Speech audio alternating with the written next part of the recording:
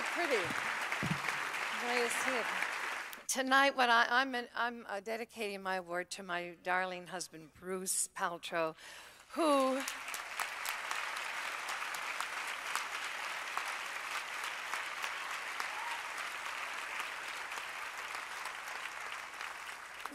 when I met him, was probably the most reluctant environmentalist you'd ever want to meet. In a little apartment on 71st Street, I would have bags of cans and stacks of newspaper and get on the bus once a week and go down to the one little recycling center in 1968 that was in New York. And Bruce thought I was out of my mind.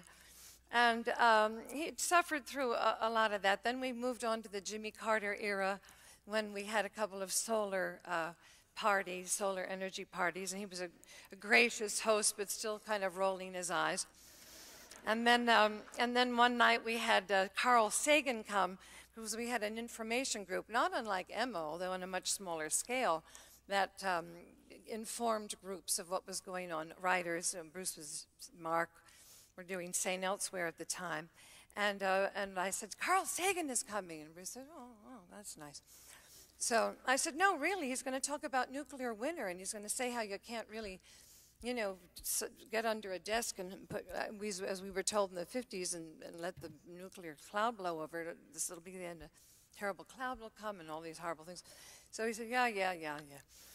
And as I passed through during the meeting, he was sitting at the top of the stairs and just kind of looking a little bored, but kind of interested. And then after that night, he said to me, watch St. Elsewhere. This is about 3 months later. And there was an entire evening devoted to nuclear winter, with the great acerbic wit of these guys, and it really hit home. So that really is what EMA and these groups are about, and I was so proud that he finally came around. The thing that made him the happiest, I think, was I talked him into putting solar panels on the roof, and he sort of groaned about that. That's going to be very expensive, and he found out we'd get some money back. But he was very excited about the electric car, and he was very excited about the meter going backwards. And he used to go out on a daily basis and just sit in front of the meter and grin, knowing that we were off the grid. So he really turned into quite an environmentalist. He directed these PSAs that Gwyneth and Cameron did, wrote one of them. He felt very passionately, even though he wasn't quite ready to discard his Mercedes. He promised me he would soon. Now he has. Anyway, he said that he felt the most important thing for Americans to do, instead of waving the American flag, is to get us independent of Mideastern oil. He felt strongly about that.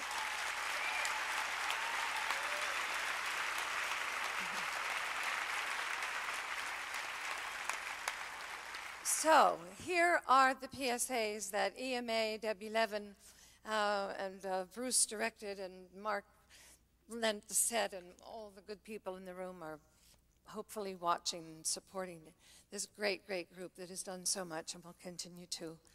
And thank you, Brucey. It was a beautiful job. Enjoy it.